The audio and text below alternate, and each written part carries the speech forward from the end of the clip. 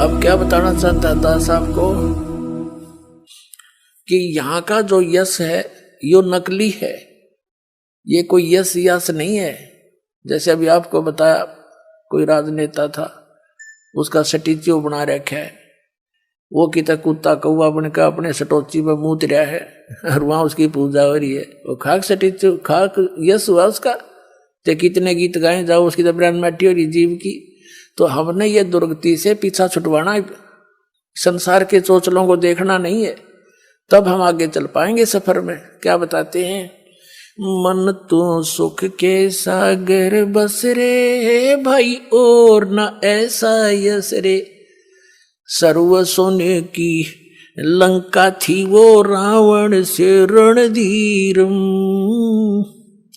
सर्व सोने की लंका थी भाई रावण से रणधीरम, एक पलक में राज विराजियो जम के पड़े जंजीर में, मन तू सुख के सागर बस रे भाई और न ऐसा यस रे।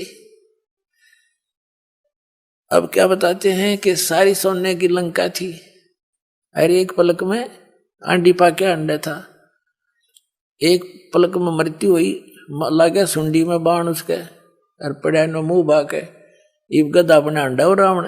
और देखिए नकली हमारे गुरु के क्या करते हैं, बोला रामचंद्र जी के हाथों से मर जाने से उसकी गति होगी, वो तो स्वर्ग में गया, ऐसा ढेर स्वर्ग में जाया करे, धड़ी है 100 जोटिया मांस खा जा, 100 मटके पानी दारू पिया करता, अरे ऐसे कुबद करनी आदमी स्वर्ग जाएगा। राम तो मरो चाहे किसी तो मरो, अगर राम के हाथों मरने से मोक्ष होता है तो राम पहले अपने कौन पेर मारा हो सब तो पहले।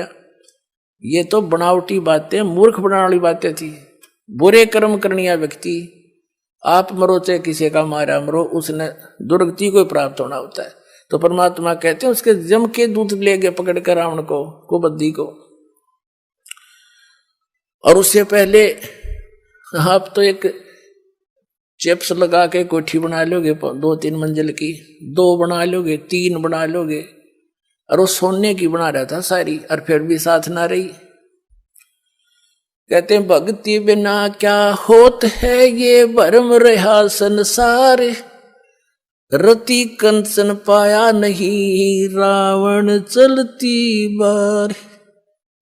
भक्ति बिना क्या होता है ये भरम रहा संसार, 1 ग्राम भी सोना ना ले जा सका वो रावण चलती बार।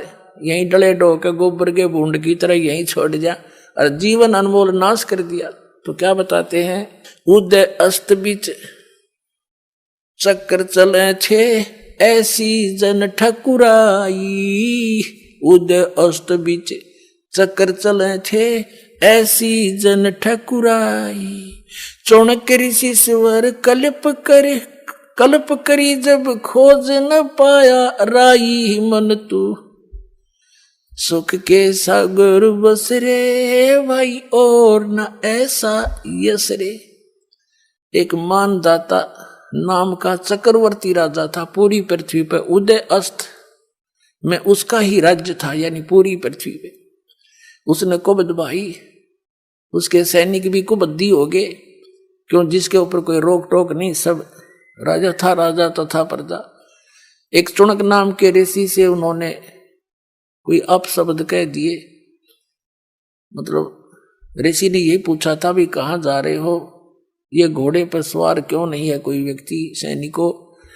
तब सैनिकों ने कहा जी ऐसे ऐसे बात है, राजा चक्रवर्ती मानदाता राजा का घोड़ा है, पूरी पृथ्वी पर हम घूम कर आए हैं, किसी ने राजा का घोड़ा पकड़ा नहीं।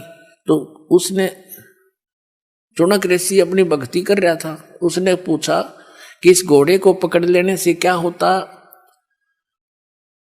कि उस जो घोड़े को पकड़ता इस राजा के घोड़े को सैनिक बताते हैं ऋषि जी को, कि उस व्यक्ति ने मानधाता चक्रवर्ती राजा के साथ युद्ध करना पड़ता जो इस घोड़े को पकड़ देता। राजा के पास 72 अक्षौणी सेना है। चुणक ऋषि ने पूछा कि क्या किसी ने नहीं पकड़ा।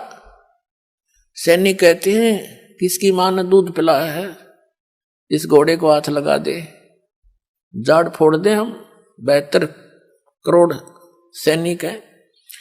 अब ये काल का जाल है। उधर से ऋषि जी में सिद्धियां थी, भक्ति काल की भक्ति करके एटम बम बना हुआ था।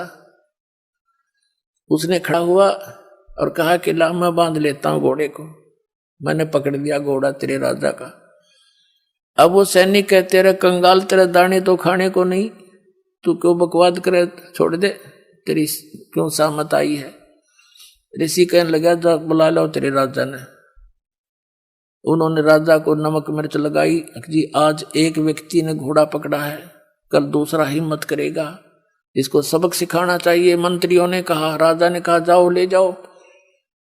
एक आदमी को मारने के लिए 18 करोड़ यानी 72 करोड़ सेना की 4 विभाग बना दिए, 4 टुकड़ी बना दी, एक टुकड़ी भेज दी। उधर से उस काल के पुजारी चुनक ऋषि ने सारी उम्र साधना करके हठ योग करके सिद्धियां प्राप्त करके एटम बम बना लिया। वचन से एक पुतली बना दी, वह पुतली छोड़ दी, वह एटम बम की तरह वो अनेक होगी वहां पर, और उसने सब 18 करोड़ सेना का नाश कर दिया। 72 करोड़ सेना की 4 टुकड़ी भेजी चुनक ऋषि को मारने के लिए मानधाता ने, और ऋषि ने 4 पुतली बना दी एटम बम। तो चारों के चारों ने 72 करोड़ सेना का नाश कर दिया। अब होगा राजा जैसा था। तो कहते हैं यहां नकली काल कोई ना कोई बकवाद कराए बिना रहे को नहीं। यहां यू किसी ने सुखी ऋण नहीं दे सकता, थोड़ा बहुत जो यहाँ का हल्का सा सुख है वो भी ना रहने देता। जैसे कोई व्यक्ति अपना ठीक जीवन जी रहा है, एक नेक व्यक्ति था, अपना भगवान से डर के रह रहे थे, भक्ति तो नहीं करते थे, वैसे भी अच्छे नेचर के थे। तो उनके लड़के ने कुबद कर दी, किसी लड़की के साथ हुक कर दी, और वो तगड़े घर वाले आदमी थे, लठा वाले। उस नालायक बालक ने अपनी भी देही तड़वाई और माँ बाप और कुटवा दिए, उनकी भी देही तड़वा दी। बता के कर लिया। तो यहाँ ऐसा जालिम समय स्थान है पुण्यात्माओं, यहाँ से निकले पार पड़ेगी। और ईब वो निकलन का प्रॉपर वे आपके पास है, और देर ना लाओ, तुरंत काम करो, चलो सतलोक करेंगे जहां सदा सुख रहेगा आपको।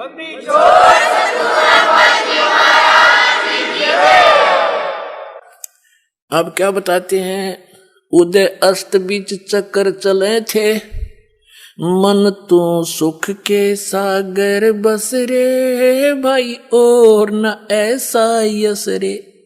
सतलोक को, सचखंड को परमात्मा ने सुख का सागर बताया है। जैसे समुद्र में जब चले जाते हैं बहुत दूर जहाज के माध्यम से, तो समुद्र में जल के अतिरिक्त कोई चीज दिखाई नहीं देती, वो सागर कहलाता है।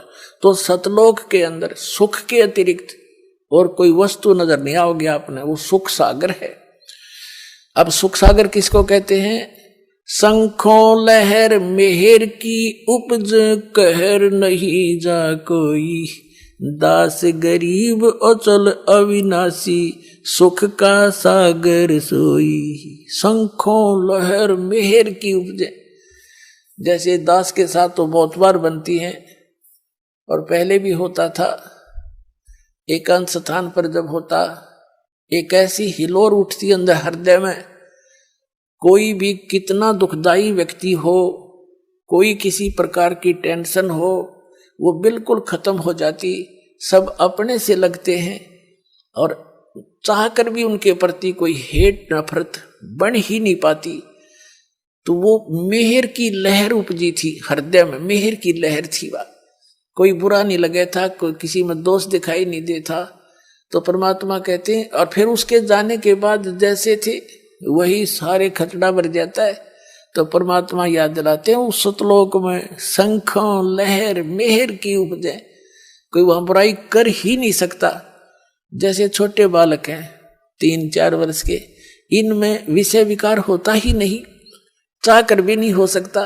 तो वहां जा करके हमारे अंदर जो क्रोध है, बकवाद है, लोभ है, ये कति खत्म हो जाएंगे। ऐसा ही आपका जीवन होगा, ऐसा ही नर नारी करके वहां पर सृष्टि है, वहां जो परिवार होगा, जो